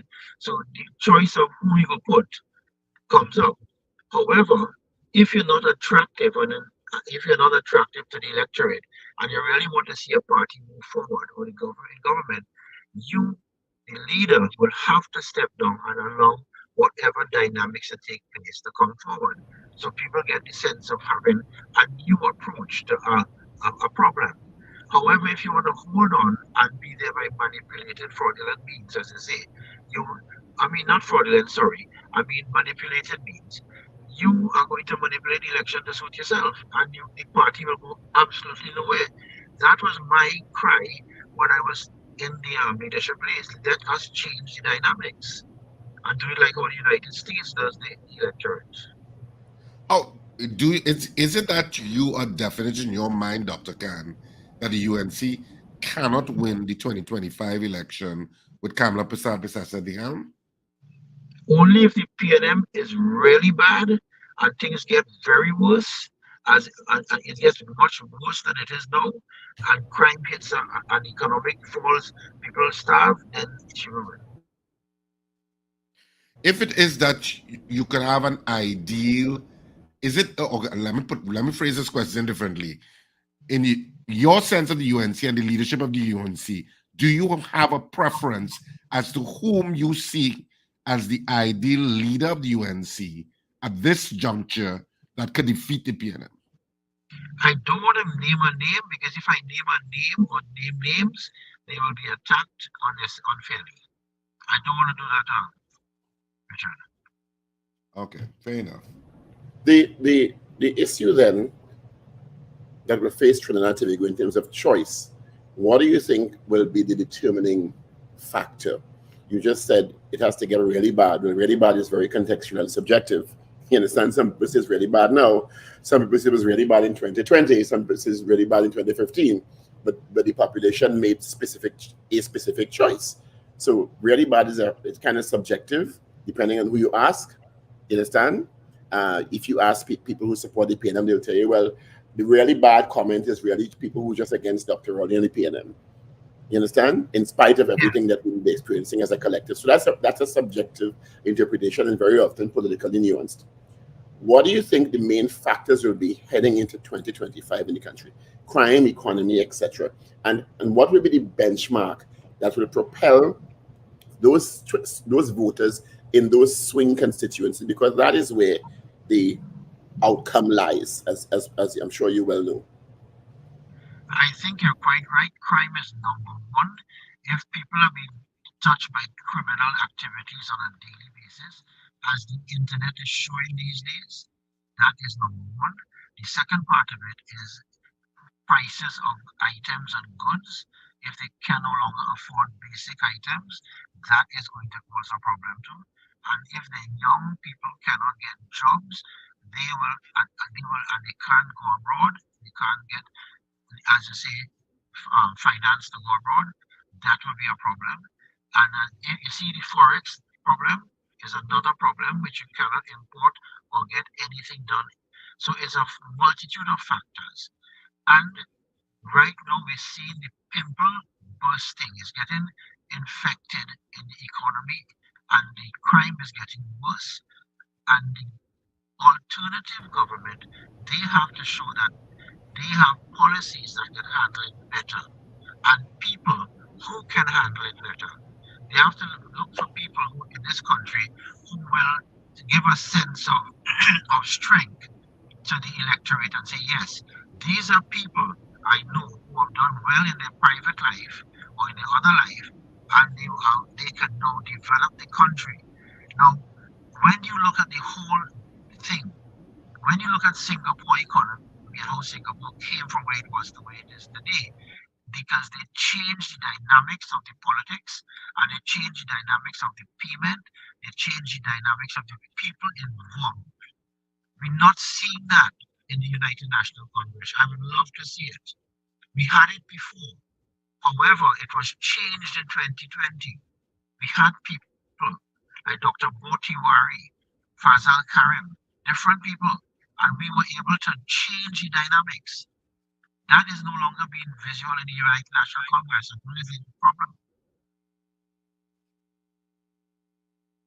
What do you think of the credibility of those other parties then, in terms of Richard mentioned it earlier?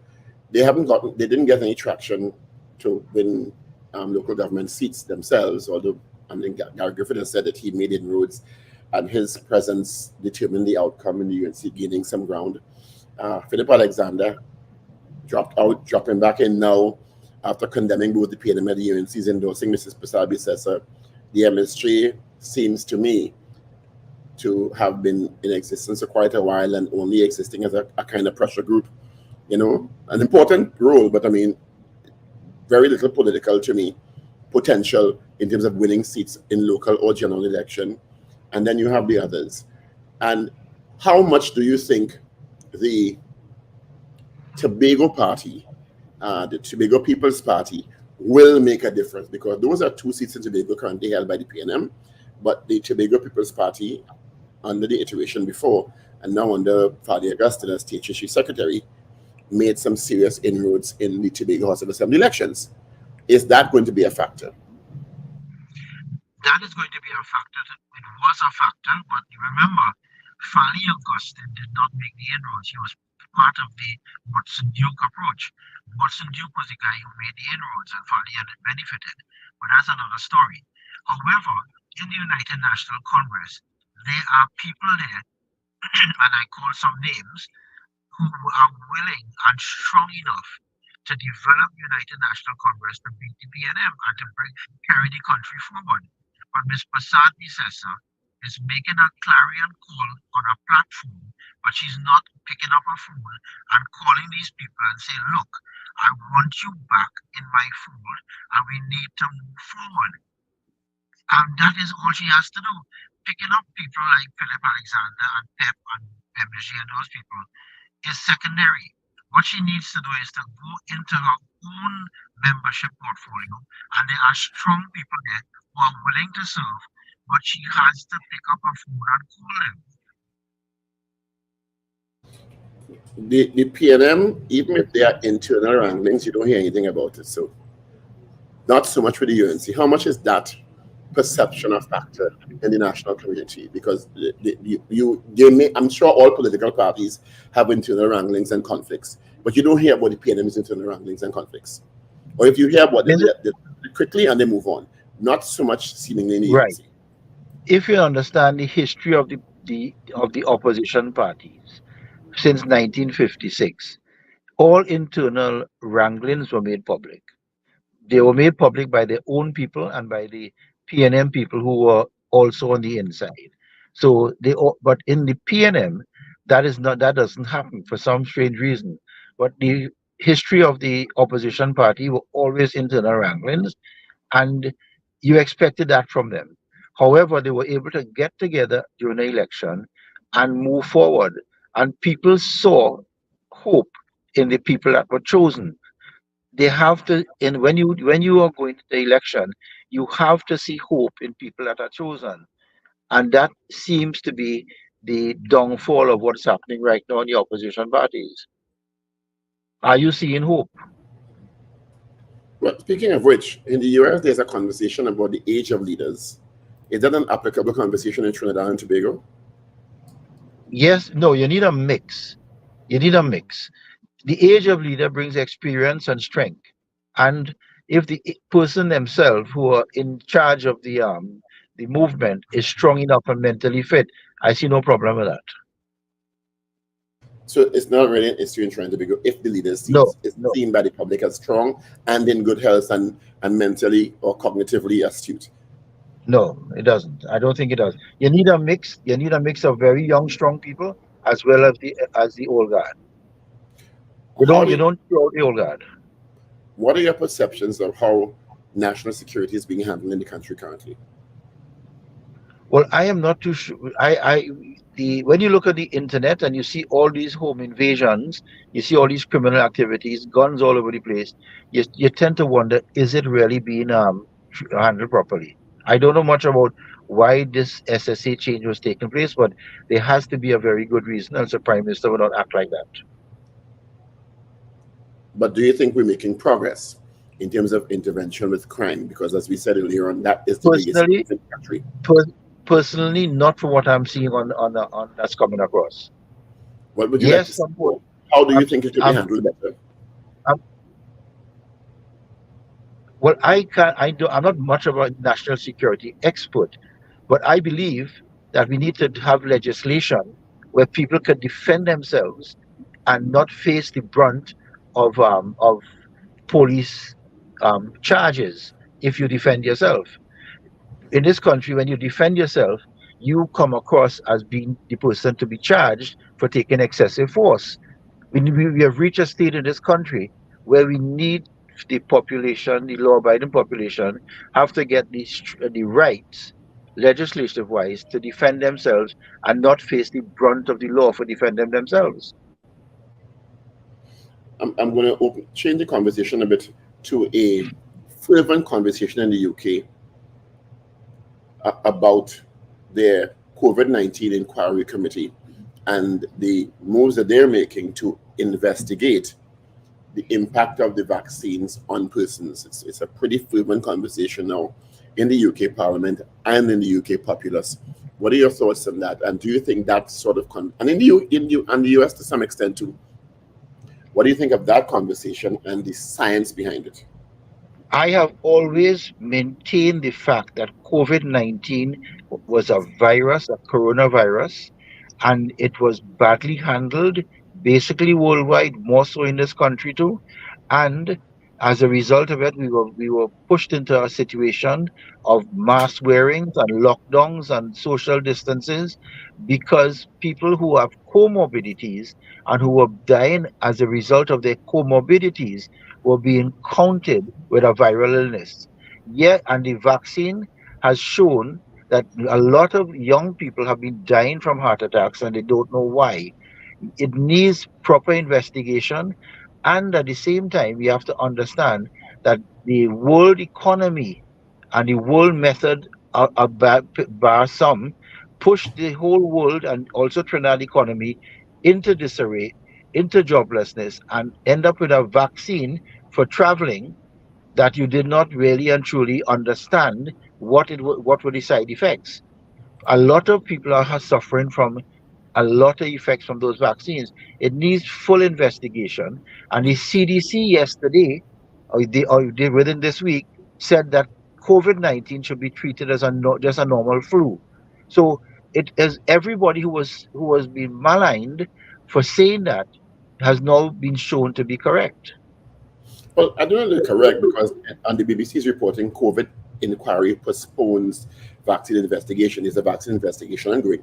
And the UK Parliament on their website says it opens a public inquiry in the COVID-19 vaccine safety petitions. So there is some concern and they're making formal steps to investigate it.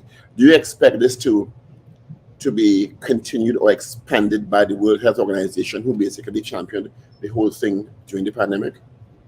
I have always been of the view, because I've been to the World Health Organization, they are just a body to do the bidding of countries and pharmaceutical things. The World Health Organization is led by a fellow from Ethiopia. If you go into his history, you'll understand what is happening in the World Health Organization. And it is not what people think it is, that it's a great body that sees about it.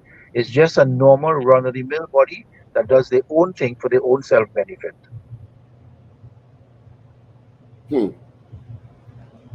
Well, there's a lot of conversation about it in the UK. You go and look at the history of the head of the World Health Organization and understand why he got a second term, because of the COVID-19, and understand why that was done. But on the other side of it, the world was grappling with this virus that was spreading quickly out of Wuhan, China. People were dying, in larger numbers than what we'd seen with previous respiratory illnesses before. I have all the science in it, and the world seemingly had to respond. So, but Richard, nobody ever did balance that response globally with something that we've not been hit with in 100 years, as opposed to not trying to do anything and leaving it to work itself out. No, nobody ever looked at what the H flu deaths were versus the COVID deaths. They were almost the same. Nobody looked at it. This was high-level geopolitics that played out here, and nobody put a finger on it and said, this is high-level geopolitics. This wasn't just a matter of a virus spreading. Virus always spread. What happened now? It's still spreading. But they will say that vaccine helping you. That is not so. The virus and the comorbidities and everything is still here. But the thing about it, it was high-level geopolitics, and they utilized the the whole World Health Organization and everything else to do what Did they you do. take the virus? Did you take the vaccine? I can't remember. Did you take the vaccine? I had to take it to travel. I had And to as you, take it to you go to work. Had I got a choice, I would not have taken it. well, some call it conspiracy theory. Some say the world had to respond to and to me an existential threat in many people's minds. And what would have been the alternative? Just do nothing and let it go through the population. At the end of the day, herd immunity was the best way to go. And at what point would populations have achieved herd immunity, and how many may have died had that been the approach?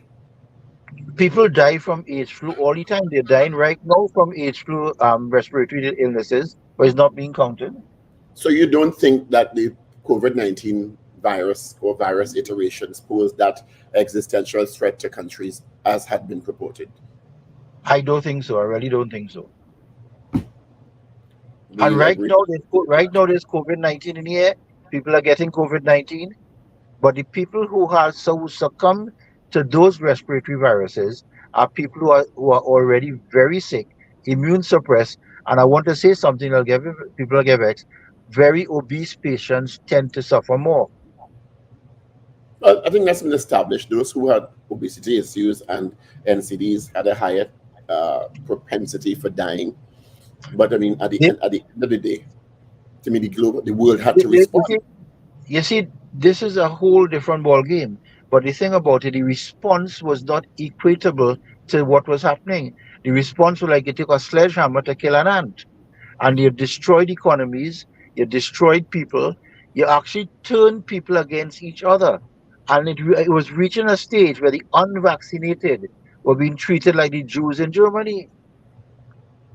No, I have no doubt that there should be an inquiry into the side effects of the vaccine, because the vaccines were created in an emergency context and they didn't go through the type of testing that vaccines normally go through, but it was a global emergency. So, I mean, we could all do the hindsight thing now and say, well, maybe we should have, and maybe we shouldn't have.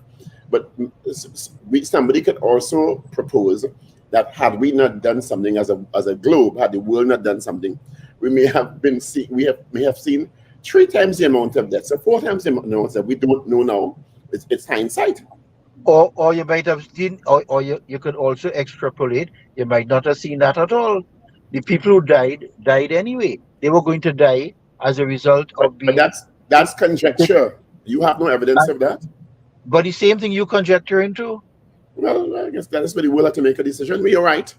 We're both conjecturing because it's hindsight now. It's yeah. So what I'm saying to you, there are a lot of healthy people who were maligned and had to force to take a vaccine because of what the fear of COVID was. Because we didn't know. We had no idea what this was. It was new. It was novel. It was promoted by geopolitics.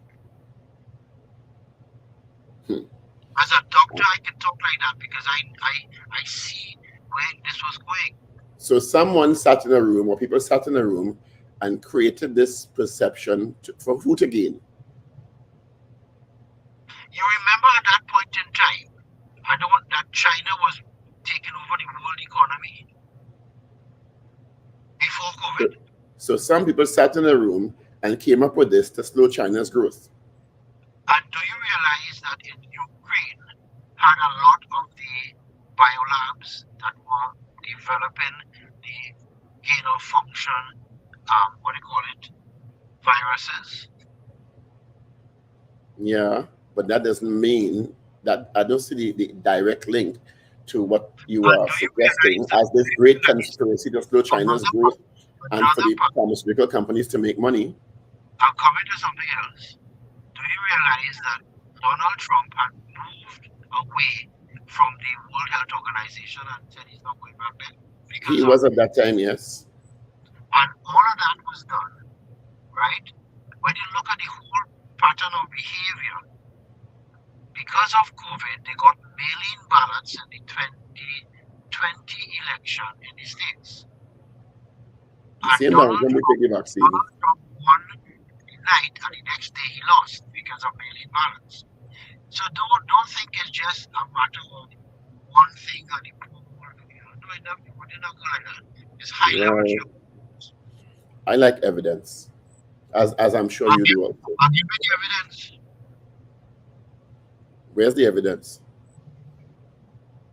Anyway, this conversation we can I know, Dr. Khan. Thanks for being with us this morning. You were never shy in giving your Thanks a lot, Dr. Khan. which we appreciate. Have a good day. Thanks for taking time to be with us. All right, Dr. Fuad Khan. If he's always controversial and outspoken, so you have to expect that, and we appreciate that with him. Everybody have to agree on everything. That's my mentality. You know. We have 4 minutes to take some calls. And while we're taking calls, I can read some of the comments on the show. Love is a walk on social media because there are droves of comments. One of them, of course, first time coming to one of your plays, and I must say it was great. I definitely enjoyed it. Laughter from beginning to end. I will surely be back. It was real good. Enjoyed it. Keep up the excellent work. Say hi to Stan. Of course, Stan is the sexy young boy in the play. Younger boy. To talk. I love the great show. Great show. I just read some of the comments on social media about the play. Love is a walk. The Fabulous Five all came to the same conclusion. The show was the best so far. We really enjoyed it. Thanks. Another comment. Wonderful show. Laughter from start to end. Great stress relief. Another comment. I think this is by far the most hilarious show out of all the ones I attended so far. Great job, guys. Hashtag Trinidad Got Talent for so. I laughed till I cried and all my eye makeup came off. I walked out looking like a damn raccoon. Entertaining from beginning to end. Loved the twist at the end. Great play. I enjoyed every moment. These actors improving and improving. But we're not talking about Richard. He's a legend. Good, good, good. Must admit, the last scene was a surprise. All of these are comments about the show. And so when you all think I'm just saying stuff, I'm not. I tell you, the applause at the end of this show is, I don't know, it's a different level of applause and people laughing and screaming. But Steve made a cameo. Who's this? Yeah, Steve made a cameo. No, we keep begging to be part of the play. And I heard have applause like that before I thought Steve made a cameo.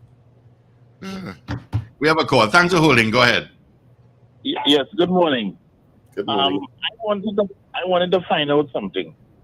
All these people, this amount of coffins we were seeing, people dying by the thousands, all over all that was geopolitics. Were those people dying? Were that real or what that was? If you say in geopolitics, it seems to have been a coincidence to some people. All those people, we see people dying like flies. Italy, Spain, remember all that? India, people being burnt on fires. It was New York. A conspiracy theory. All of that was geopolitics. Yep, and China and Donald Trump. I really can't understand what Mr. Thing is saying about the vaccine. I could understand maybe things with the vaccine, but people dying, you know. And the world should have left it alone and it would have sorted itself out. Yes, unless that was a movie. Maybe it was. Maybe we went in one collective matrix dream we didn't know. Richard is sure that wasn't a master play? It wasn't the RSRR production. I don't understand what when people saying this thing. I don't understand how they're taking this so easy as that. People dying by the. What I will say, and I agree with Paul, is that there needs to be some sort of retrospective analysis of how Trinidad and Tobago handled COVID-19. I've always said so. And government give money. Yeah. All right. Government give money for people to take vaccine and all kind of nonsense. But I don't understand what you're talking about, huh? You all have a wonderful day. Be safe. Yeah. And of course, I just want to say condolences to J. Ron Rockus Remy. His mom passed, and the funeral is today. Yeah, his funeral is today. The funeral is today at 10 a.m. at Queen Soul. So I'm going to be present because Sorry to hear that. I've become Please extend our closer to him because he's So sorry, he's been in condolences several of to the my plays family. now. Yeah. So have a fantastic day. Of course, theater is on this weekend. San Fernando at SAPA, the Southern Academy for the Performing Arts. I just read you some of the comments, and I am not kidding. They are that is just some of them. I tell you, there's something about this play that is magical in the sense of the clarity of this play is on a different level to I think a lot of other plays. Ricardo did a really great job, and I mean the actors are spectacular. You should not miss it. I just give you a sense of some of what people are saying about it, and some of them actually said it's the best they've seen so far in terms of laughter and stuff like that. So you should not miss it. Love is a Walk is on at SAPA this weekend. Saturday at 8:30, Sunday at 6:30. Of course, the box office at SAPA opens from tomorrow, 12 noon to 6 p.m. and tickets available at K Squared, C3, and Gulf City. Brentwood Mall, creme fresh for those of you in Chagonas. And of course, Fens of Marabella at the roundabout. They are still there. They are at the roundabout. Trust me, I went there on Friday. Have a good one. Tomorrow. And remember to smile and laugh. It's great for your health. Have a good one. All right, let's get into 8 o'clock news briefing. Here's it. This is your news bulletin from Power 102.